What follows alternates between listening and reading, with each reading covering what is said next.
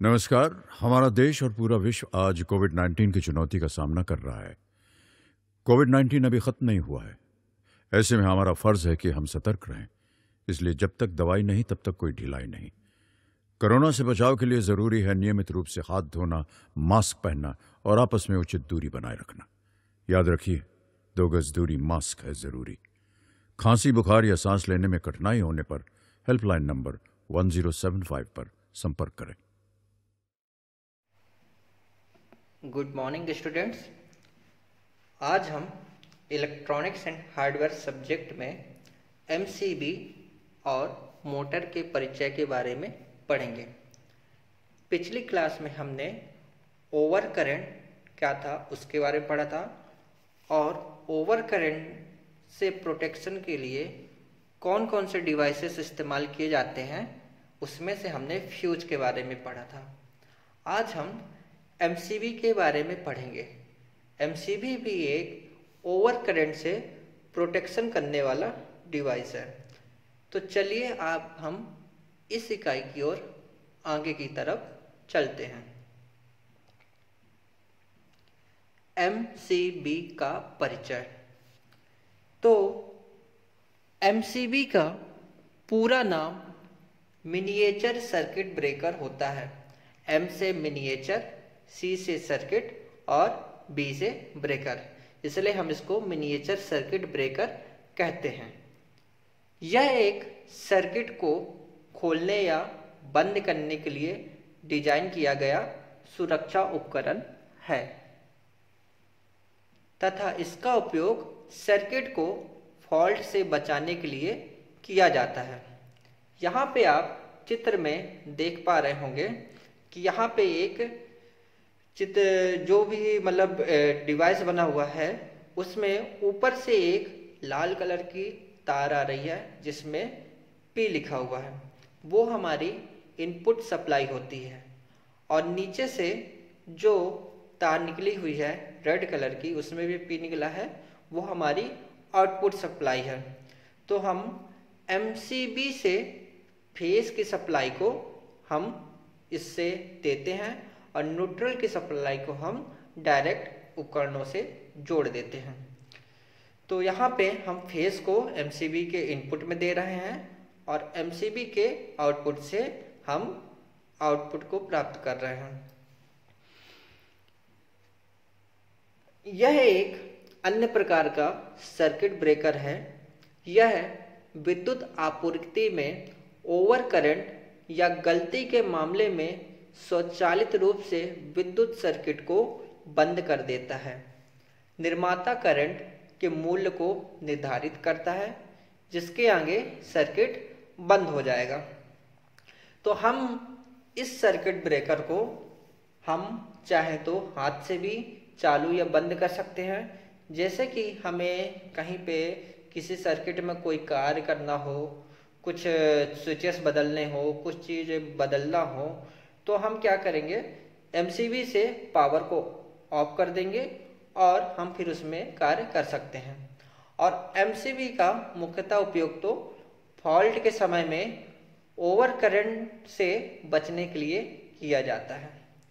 चलिए अब हम एमसीबी के बारे में और पढ़ते हैं आगे की ओर। मिनिएचर सर्किट ब्रेकर के आंतरिक भाग।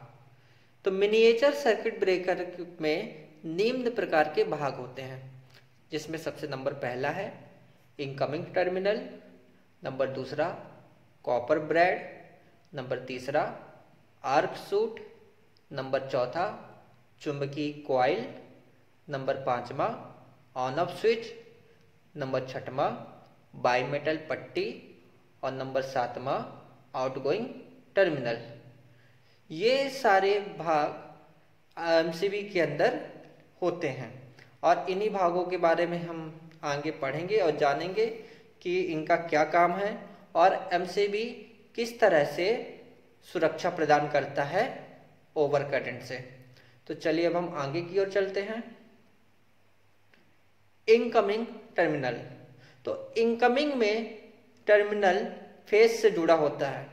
जैसे कि हमें किसी उपकरण में सप्लाई देना हो और हमें उसके पहले एमसीबी लगाना हो, अगर मान लीजिए शॉर्ट सर्किट की वजह से हमारा उपकरण जलने से बच जाए और हम उसके पहले एमसीबी लगाना चाहते हैं, तो हम उसमें सबसे पहले तार ले जाकर, फेस की तार ले जाकर एमसीबी में देंगे और एमसीबी से जो नीचे निकलेगी आउटपुट की तार, उसको हम जाके उपकरण में देंगे।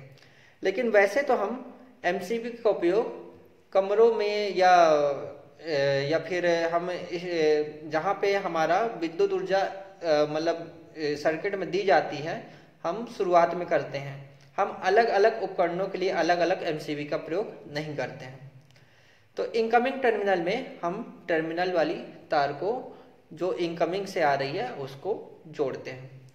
कॉपर ब्रैड, यह गतिमान एलिमेंट को स्थैतिक एलिमेंट से जोड़ता है। कॉपर ब्रैड का कार्य है जो गतिमान एलिमेंट होता है उसको वो स्थिर वाले एलिमेंट से जोड़ने का कार्य करता है। आर्क सूट, यह एक सर्किट ब्रेकर पर इंसुलेट बैरियर का एक सेट है जो व्यवस्थित होता है और आर्क को सीमित करने और खराबी आने के कारण रोकने के लिए व्यवस्थित होता है। और आर्क सूट आर्क को बुझाता है जो भारी करंट के कारण उत्पन्न होता है। इसका मुख्य कार्य होता है आर्क को बुझाना। जैसे मान लीजिए आपके सर्किट में ओवर करंट की वजह से आर्क ज़्यादा हो गया, तो वहाँ पे हमें आग लगने से बचने के लिए हमें क्या करना है, उस आर्क को बुझाना है और उस आर्क को बुझाने का कार्य ये आर्क सूट करता है। चलिए अब हम आगे की ओर चलते हैं। Magnetic coil, magnetic coil thermal tripping व्यवस्था का एक हिस्सा है। भारी शॉर्ट सर्किट के मामले में करंट से चुंबकीय क्षेत्र बनता है, इसलिए हम वहाँ पे मैग्नेटिक कॉइल को लगाते हैं जिससे कि वहाँ पे चुंबकीय क्षेत्र बन सके। चालू बंद स्विच, इसकी मदद से उपयोगकर्ता द्वारा मैनुअल रूप से इसे बंद किया या चालू किया जा सकता है। हम इसको हाथ से भी चालू बंद कर सकते हैं। आउटगोइंग टर्मिनल, आने वाले टर्मिनल के माध्यम से प्रवेश करने वाला फेज आउटगोइंग टर्मिनल के माध्यम से लघु सर्किट ब्रेकर को छोड़ देता है। मतलब कि हम एमसीबी के ऊपर से जो तार दे रहे हैं वो इनकमिंग टर्मिनल होता है और जो एमसीबी से निकलकर जो तार बाहर आती है वो होता है आउटगोइंग टर्मिनल, और वही जाके हमारे सर्किट को करंट देता है। और शॉर्ट सर्किट के समय में यहीं से हमें पता चल जाता है कि ओवर करंट हो गया है और एमसीबी ओवर करंट को रोक देता है। अब हम चलिए आगे की ओर चलते हैं। बाय मेटल स्ट्रिप, तो बाय का अर्थ है दो और स्ट्रिप का अर्थ है मेटेलिक प्लेट। तो दो धातु प्लेटों का उपयोग किया जाता है यहाँ पर, और प्रत्येक धातु में थर्मल विस्तार की एक अलग दर होती है। विस्तार की विभिन्न दर की यह अवधारणा यांत्रिक बदलाव के लिए फायदेमंद हो सकती है। यदि हम बायमेटेलिक पट्टी को गर्म करते हैं तो यह बायमेटेलिक स्ट्रिप्स दोनों धातुओं पर निर्भर करते हुए और जिस तरह से इनको जोड़ दिया गया है उसके आधार पर ऊपर या नीचे झुक जाएगा। तो ये डिपेंड करता है कि हम उसको किस तरह से वो बायोमेटेलिक पट्टी गर्म हो रही है। चलिए अब हम आगे की ओर चलते हैं। ये एमसीबी के अंदर का भाग है जहां पे आपको सारे भाग साफ साफ नजर आ रहे हैं। सबसे ऊपर में देखिए फेज इनपुट वायर है और सबसे नीचे में देखिए फेज आउटपुट वायर है। इनपुट वायर में तार को हम इनपुट में देते हैं और आउटपुट वायर से हम आउटपुट सप्लाई लेते हैं। बॉडी यहाँ पे बनी हुई है और ऑन ऑफ स्विच बना हुआ है, हम इसको ऑन ऑफ भी कर सकते हैं। और यहाँ पे मेटेलिक प्लेट लगा हुआ है, यहाँ पे आर्क ट्यूब चैम्बर लगा हुआ है, कॉइल लगी हुई है और फिक्स्ड कॉन्टैक्ट भी लगे हुए हैं। तो यहाँ पे आप अंदर के भागों को साफ साफ देख पा रहे होंगे। तो चलिए अब हम आगे के भागों की ओर चलते हैं। अब हम एमसीबी के कार्य को समझेंगे कि एमसीबी का कार्य क्या है। तो जब करंट की मात्रा बढ़ जाती है तब बायमेटेलिक स्ट्रिप का तापमान बढ़ता है और स्ट्रिप बैंड हो जाती है। बैंड हो जाती है मतलब मुड़ जाती है, जिसे उससे अटकाया हुआ लीवर छोड़ देता है। जब तक वो बैंड नहीं होती तब तक वो लीवर को पकड़ के रखती है, और जैसे ही वो गर्म होगी और बैंड हो जाएगी तो उसका लीवर भी छूट जाएगा। आप इसमें देख पा रहे होंगे कि लीवर बायोमेट्रिक पट्टी से कैसे जुड़ा हुआ है। वहाँ पे मैंने घेरे का निशान बना दिया जिससे आपको समझ में आए, और जैसे ही वो गर्म होता है और स्ट्रिप बैंड होती है तो उसके लीवर को वो छोड़ देता है। चलिए अब हम आगे की ओर चलते हैं। एमसीबी ऑन और एमसीबी ऑफ। आप यहाँ पे देख पा रहे होंगे कि एमसीबी जब ऑन है तो उसका जो नोब है वो ऊपर की तरफ है, और जब एमसीबी ऑफ है तो उसका जो नोब है वो नीचे की तरफ है। इस चित्र से आप एमसीबी के ऑन और ऑफ के दोनों की प्रक्रिया को ध्यान से देख पा रहे होंगे। चलिए अब हम आगे की ओर चलते हैं।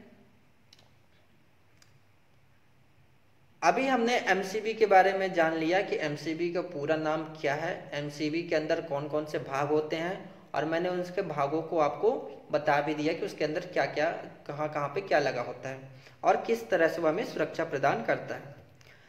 अब हम इस इकाई में यह पढ़ेंगे कि मोटर क्या है और मोटर के कौन कौन से भाग होते हैं, मोटर कार्य किस तरीके से करता है।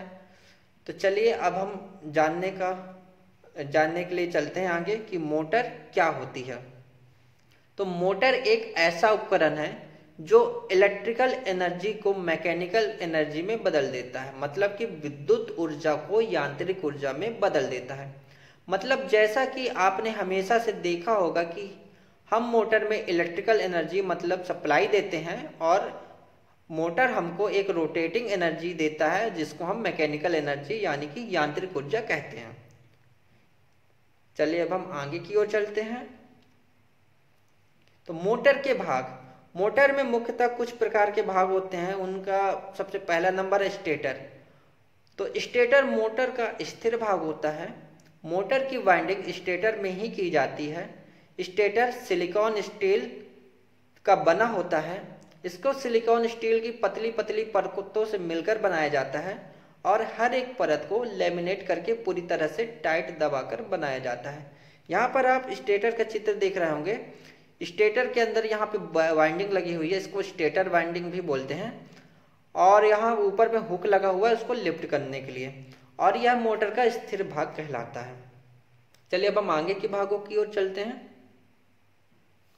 रोटर, तो मोटर के अंदर का वह भाग जो घूमता है, मोटर के अंदर का वह भाग जो घूमता है वह रोटर कहलाता है। तो यहाँ पे आप रोटर का एक चित्र देख पा रहे होंगे। ये मोटर के बीच वाला भाग होता है जो कि शाफ्ट से जुड़ा हुआ होता है, और जब भी मोटर घूमती है तो ये मोटर के साथ ये घूमता है और इसमें भी वाइंडिंग को स्थापित किया जाता है। चलिए अब हम अगले भागों की ओर चलते हैं। मोटर के प्रकार।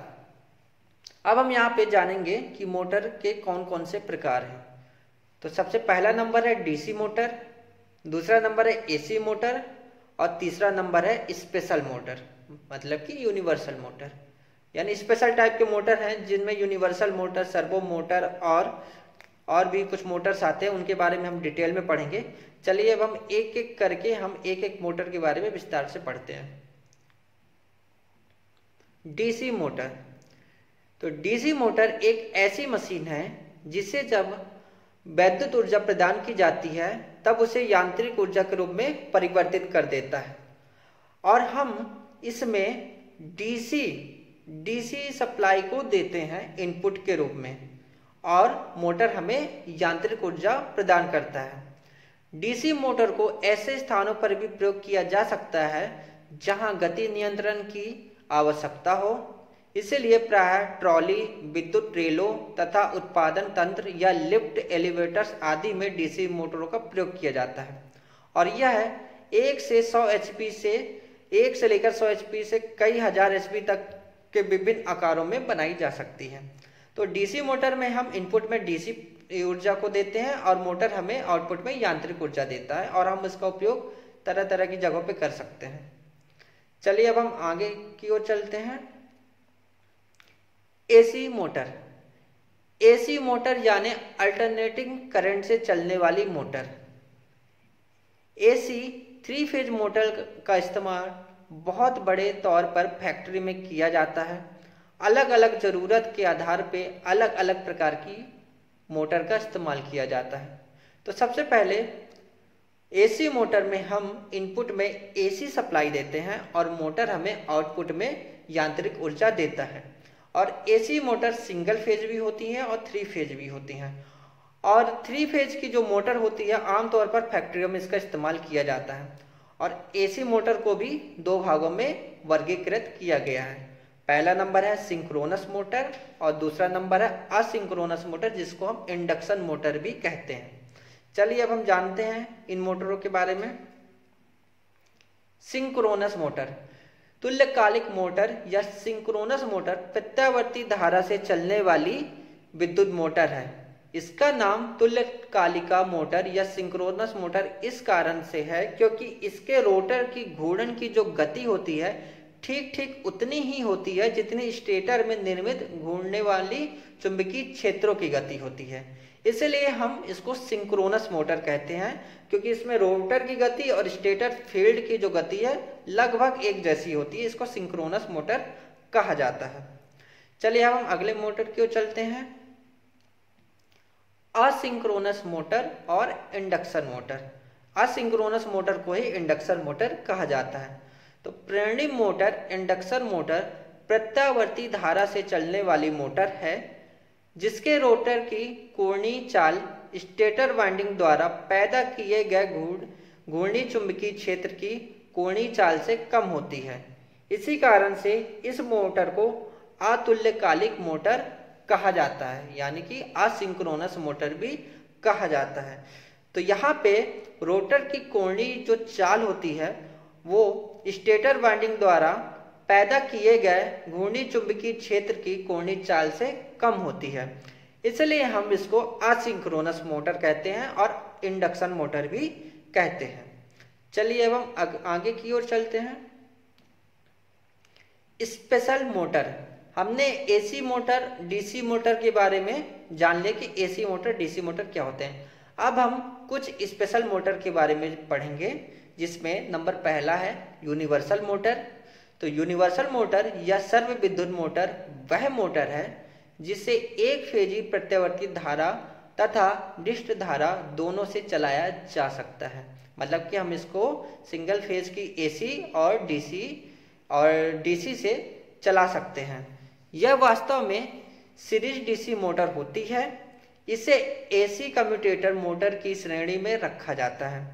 घरों में उपयोग में आने वाला मिक्सर का मोटर यूनिवर्सल मोटर ही होता है और यूनिवर्सल मोटर में स्पीड बहुत ज़्यादा होती है।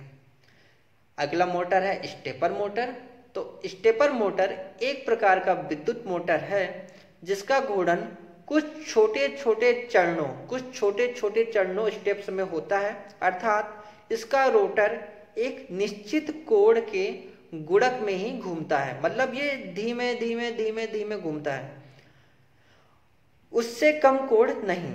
स्टेपर मोटर एक ब्रश रहित मोटर है जिसका उपयोग प्रायः स्थिति नियंत्रण पोजीशन कंट्रोल के लिए किया जाता है। हम स्टेपर मोटर का इस्तेमाल अधिकांश पोजीशन कंट्रोल के लिए ही करते हैं। चलिए अब हम अगले मोटर की तरफ चलते हैं, सर्वो मोटर। तो सर्वो मोटर एक ऐसी इलेक्ट्रिकल डिवाइस है जो कि डीसी मोटर का परिवर्तित रूप है।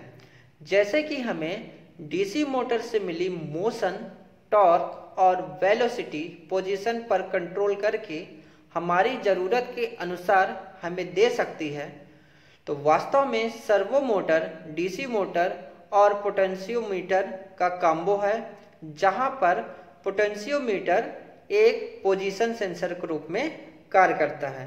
तो सर्वो मोटर से हम इस प्रकार के कार्य को करवा सकते हैं। अब चलिए अब हम आगे की ओर चलते हैं। मोटर का कार्य सिद्धांत। मोटर का कार्य सिद्धांत में हम यह जानेंगे कि मोटर घूमता कैसे है, किस उसके अंदर क्या ऐसा होता है कि मोटर घूमता है। तो किसी धारा प्रवाह करते हुए चालक को चुंबकीय क्षेत्र में रखा जाता है। हम चालक को क्या करते हैं, चुंबकीय क्षेत्र के बीच में रखते हैं। यहाँ पे आप देख रहे होंगे 2 पोल वाले चुंबक है, एक नॉर्थ पोल है, एक साउथ पोल है। जिनके मध्य में चुंबकीय क्षेत्र है। अब हम वहां पे चालक को रख रहे हैं। आप देख रहे होंगे वहां पे आर्मेचर लिखा है और एक साइड बी साइड है जिसको हम आर्मेचर कह रहे हैं। तो चुंबकीय क्षेत्र में रखा जाता है, तब तक उस पर यांत्रिक बल कार्य करता है, और जैसे ही हम उसको चुंबकीय क्षेत्र में रखते हैं और उसमें धारा प्रवाह कराते हैं तो उसमें क्या होता है, यांत्रिक बल उत्पन्न हो जाता है, जिसे फ्लेमिंग के बाएं हाथ के नियम के द्वारा ज्ञात किया जा सकता है। इस बल के कारण चालक बल की दिशा में गतिशील हो जाता है। यही मोटर का कार्य सिद्धांत है। तो हमें इस के कार्य सिद्धांत में क्या कर रहे हैं, चुंबकीय क्षेत्र के मध्य हम चालक को रख रहे हैं जिसमें हम धारा प्रवाह कर रहे हैं, और ऐसा करने पर चालक में यांत्रिक बल उत्पन्न हो जाता है, जिसे हम फ्लेमिंग के बाएं हाथ के नियम के द्वारा ज्ञात कर सकते हैं। तो चलिए अब हम आगे की ओर चलते हैं और इसके फ्लेमिंग के बाएं हाथ के नियम को भी हम आगे की ओर पढ़ेंगे और समझेंगे कि फ्लेमिंग का बाएं हाथ का नियम किस तरीके से कार्य करता है और कैसे हमें पता चलता है कि कौन सी दिशा में हमारा बल है, कौन सी दिशा में करंट है। चलो अब हम आगे की ओर चलते हैं। फ्लेमिंग के बाएं हाथ का नियम। तो फ्लेमिंग का बाएं हाथ का नियम, जिसको हम फ्लेमिंग्स लेफ्ट हैंड रूल भी कहते हैं, इस नियम के अनुसार यदि हम बाएं हाथ के अंगूठे, मध्यिका और तर्जनी तीनों को एक दूसरे के लंबवत समायोजित करें, मतलब हमें बाएं हाथ का अंगूठा, तर्जनी और मध्यिका को एक दूसरे के समकोण पे हमें स्थापित करना है, समायोजित करें तथा तर्जनी द्वारा चुंबकीय क्षेत्र की दिशा और मध्यिका द्वारा चालक में प्रवाहित धारा की दिशा व्यक्त होती है, तो अंगूठे द्वारा चालक पर। आप यहाँ पे एक चित्र पे देख पा रहे होंगे, यहाँ पे अंगूठा एक जगह है, चुंबकीय क्षेत्र ऊपर में है और विद्युत धारा इस साइड में मध्यिका वाले में। तो यहाँ पे ऊपर की साइड में चुंबकीय क्षेत्र है और अंगूठे की साइड में बल है और विद्युत धारा की दिशा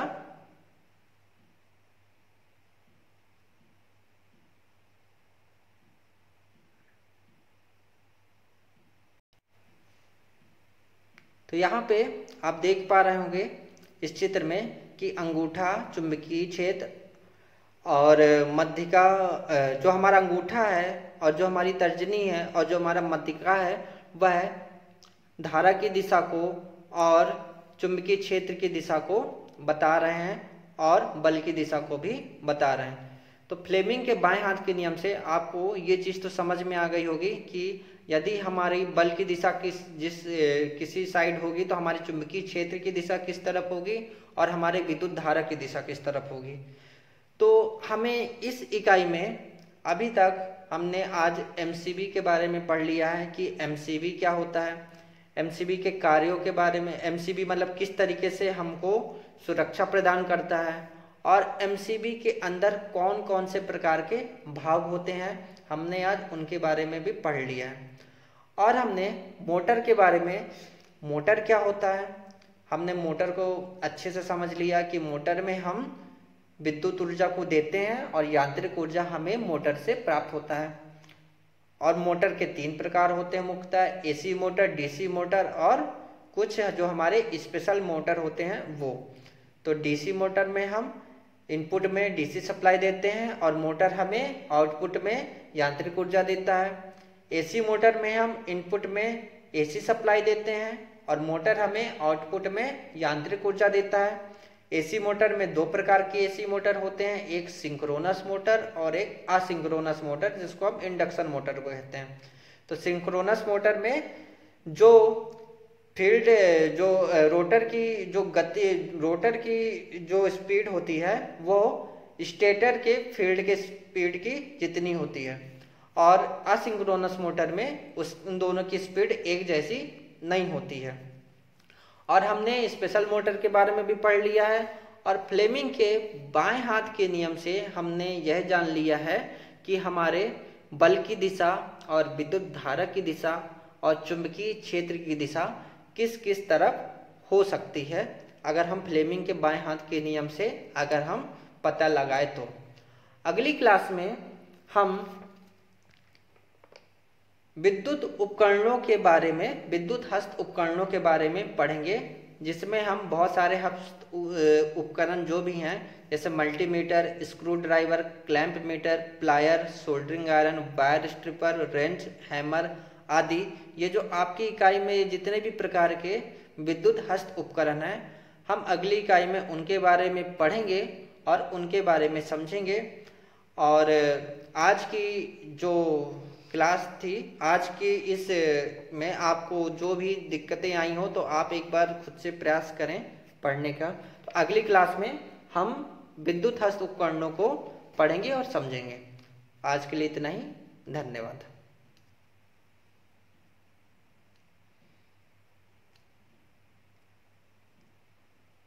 किशोर अवस्था संबंधित समस्याओं के परामर्श हेतु समर्पित उमंग किशोर हेल्पलाइन के टोल फ्री नंबर 144225 पर संपर्क करें।